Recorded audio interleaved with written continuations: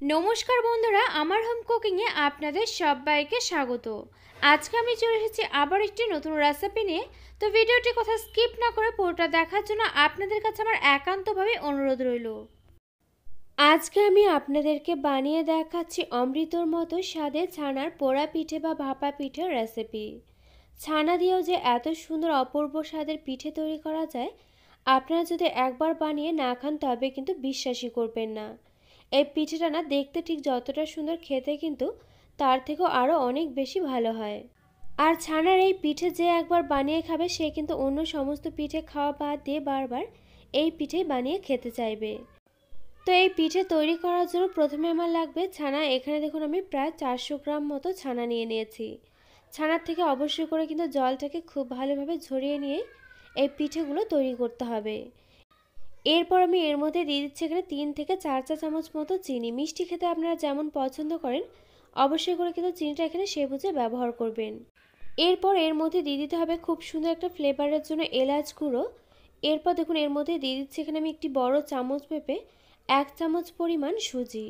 একই সঙ্গে এর মধ্যে দিয়ে দিচ্ছি একই চামচ মেপে 1 চামচ পরিমাণ চালের গুঁড়ো।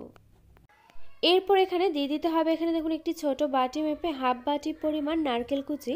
নারকেলটাকে দেখুন আমি ছোট ছোট করে কিন্তু এভাবে কুচি কুচি করে কেটে রেখেছিলাম। একই সঙ্গে দিয়ে দিচ্ছি এখানে কয়েকটি কাজু বাদাম, দেখুন একটু ছোট ছোট করে কেটে রেখেছিলাম সেগুলোকেও। এরপর এর মধ্যে দিয়ে দিচ্ছি এখানে কিশমিশ কুচি। এরপর শেষে আমি এর মধ্যে দিয়ে দিচ্ছি এখানে 3 চামচ পরিমাণ গুঁড়ো দুধ। আপনারা চাইলে কিন্তু এখানে গুঁড়ো দুধটা বাড়িতে না থাকলে নাও ব্যবহার করতে পারেন, তাতে করেও কিন্তু কোনো অসুবিধে নেই। তবে দিলে কিন্তু পিঠের টেস্টটা আরও অনেক বেশি ভালো হয়। এই সমস্ত উপকরণগুলোই দেখুন এখানে দিয়ে দেওয়া হয়ে গিয়েছে। এখন আমি সমস্ত কিছুর সঙ্গে দেখুন এভাবে খুব ভালোভাবে একটু মেখে নিচ্ছি। ছানার সঙ্গে সমস্ত উপকরণগুলো মেখে নেওয়া হয়ে গেলে এরপর আমি এর মধ্যে দিয়ে দিচ্ছি এখানে হাফ চামচের একটু কম পরিমাণ করে ঘি। ঘিটা দিলে কি হবে, পিঠে না খুব সুন্দর একটা ফ্লেভার হবে। ঘিটা দেওয়ার পর আবারও সমস্ত কিছুকে একটু খুব ভালোভাবে দেখুন এভাবে মেখে নিতে হবে। এখানে আমার সমস্ত কিছু মেখে নেওয়া হয়ে গিয়েছে। পিঠেটা কিন্তু তৈরি করার জন্য এটা আমার একেবারে রেডি হয়ে গিয়েছে। এরপর দেখুন এখানে আমি একটি ছোট সাইজের স্টিলের বাটি নিয়ে নিয়েছি। আপনারা চাইলে কিন্তু টিফিন বাটিতে বা টিফিন কৌটোতেও কিন্তু এই পিঠেটা তৈরি করে নিতে পারেন। এরপর দেখুন এর মধ্যে আমি আবারও কিছুটা পরিমাণ ঘি দিয়ে বাটির গায়ে ঘিটাকে খুব ভালোভাবে দেখুন এভাবে একটু মেখে নিলাম। এরপর আমি পিঠের জন্য যে মিশ্রণটাকে রেডি করে রেখেছিলাম সেগুলোকে দেখুন এই বাটির মধ্যে দিয়ে খুব ভালোভাবে একটু এভাবে হাত দিয়ে চেপে চেপে নিয়ে সেট করে নিতে হবে। আর অবশ্যই করে কিন্তু এভাবে অল্প অল্প করে দিতে হবে, আর খুব ভালোভাবে কিন্তু একটু হাত দিয়ে চেপে চেপে দিতে হবে যাতে করে ভেতর দিকটা কোনোভাবে ফাঁকা না থাকে। এখানে দেখুন সমস্ত মিশ্রণটাই কিন্তু আমার দিয়ে দেওয়া হয়ে গেছে। এরপর দেখুন ওপর দিকটা একটু সমান করার জন্য একটি স্প্যাচুলারের সাহায্যে আমি এটাকে খুব ভালোভাবে দেখুন এভাবে একটু চিপে চিপে নিয়ে সেট করে নিলাম, আর খুব সুন্দরভাবে কিন্তু একটু সমান করে নিলাম। এখানে কিন্তু পিঠেটা আমার তৈরি করার জন্য একেবারে রেডি হয়ে গিয়েছে। এরপর আমি এখানে একটি কড়ার মধ্যে দিয়ে দিচ্ছি এখানে একটি ছোট বাটি মেপে 1 বাটি জল। অতিরিক্ত পরিমাণ জল কিন্তু এখানে ব্যবহার করার কোনো প্রয়োজন নেই, অল্প পরিমাণ জল দিলেই কিন্তু হয়ে যাবে। এরপর আমি এখানে একটি স্ট্যান্ড বসিয়ে এর উপর দেখুন বাটিটাকে বসিয়ে দিয়ে এই বাটিটাকে প্রথমে একটি প্লেট দিয়ে ঢেকে দিচ্ছি। আর এখানে আমি জলটা কম দেওয়ার কারণটা আপনাদেরকে বলে দিচ্ছি। জল থাকাকালীন কিন্তু এখানে মাত্র 5 থেকে 6 মিনিট মতো এটাকে ভাপিয়ে নেব। তারপর কিন্তু জলটা শুকিয়ে যাওয়ার পর উনুনটা লো ফ্লেমেতে রেখে কড়াতে আমি এভাবে এটাকে জাল করে নেব প্রায় 20 থেকে 25 মিনিট মতো। এখানে দেখুন ঢাকা চাপা দিয়ে এর মধ্যে দেখুন একটি কাগজ দিয়ে আটকে দিয়ে এভাবে কিন্তু আমি জলটা শুকিয়ে যাওয়ার পর জাল করে নিয়েছি প্রায় 20 থেকে 25 মিনিট মতো। আর এরপর দেখুন এখানে আমি ঢাকনাটাকে তুলে নিচ্ছি। এখানে দেখিয়ে দিচ্ছি একটু আপনাদেরকে, দেখুন এখানে কিন্তু পিঠেটা আমার একেবারে তৈরি হয়ে গিয়েছে।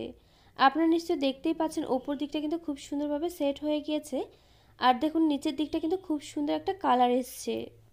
আর পিঠেটা কিন্তু এখানে আমার একেবারে তৈরি হয়ে গিয়েছে। এরপর কিন্তু এটাকে নামিয়ে নিয়ে ঠান্ডা করে নিতে হবে। এখানে আমি ফিরে এলাম প্রায় 30 থেকে 35 মিনিট পর। এখানে কিন্তু এটা অনেকটাই ঠান্ডা হয়ে গিয়েছে। এখন দেখুন এর মধ্যে একটি প্লেট রেখে আমি বাটিটাকে উল্টে নিচ্ছি। আর পিঠেটা দেখবেন যখন ঠান্ডা হয়ে যাবে বাটির থেকে কিন্তু খুব সহজে বাইরে বেরিয়ে আসবে। আর এই পিঠেটা কিন্তু কখনোই গরম অবস্থাতে এভাবে বাইরে বের করা যাবে না, সেক্ষেত্রে কিন্তু পিঠেটা এখানে ভেঙেও যেতে পারে। আর আপনারা নিশ্চয়ই এই পিঠেটা দেখে বুঝতে পারছেন এটা ঠিক খেতে কতটা সুস্বাদু এবং টেস্টি হতে পারে আর কতটা নরম তুলতুলে হয়েছে। এখন আমি এই পিঠেটাকে দেখুন একটু পিস পিস করে কেটে নিচ্ছি, আর একটি পিঠে দিয়েই কিন্তু আপনারা পরিবারের সকলকে এই পিঠেটা পরিবেশন করতে পারবেন। এতগুলো পিসই কিন্তু এখানে তৈরি হবে। এখানে দেখুন এই পিসগুলো আমি বেশ বড় বড় টুকরো করে কেটে নিচ্ছি। তো আপনিও যদি আপনার পরিবারের অত্যন্ত প্রিয় মানুষগুলোকে নতুন বা কোনো সুস্বাদু খাবার খাওয়াতে চান, অবশ্যই করে কিন্তু এভাবে ছানার পিঠে বা ভাপা পিঠেটা তৈরি করে খাওয়াতে পারেন। আশা করছি এটা খেয়ে আপনার পরিবারের সকলে ভীষণই প্রশংসা করবে। তো আমার এই রেসিপিটি আপনাদের কাছে কেমন লাগলো অবশ্যই একটি লাইক দিয়ে কমেন্ট করে জানাতে কিন্তু ভুলবেন না, কারণ আপনাদের একটি লাইক একটি কমেন্ট কিন্তু আমাকে এরকম নতুন নতুন ভিডিও বানাতে আরও অনেক বেশি উৎসাহিত করবে। পাশে থাকা বেল আইকন অবশ্যই প্রেস করে দেবেন, এতে করে আমার নিত্য নতুন ভিডিওর আপডেট আপনাদের কাছে পৌঁছে যাবে সবার আগে। তো আজকের মতো ভিডিওটা এই পর্যন্ত, আবারও পরে দেখা হচ্ছে অন্য কোনো নতুন ভিডিওর সঙ্গে। আর আমার এই ভিডিওটি শেষ পর্যন্ত দেখার জন্য আপনাকে জানাই অসংখ্য ধন্যবাদ।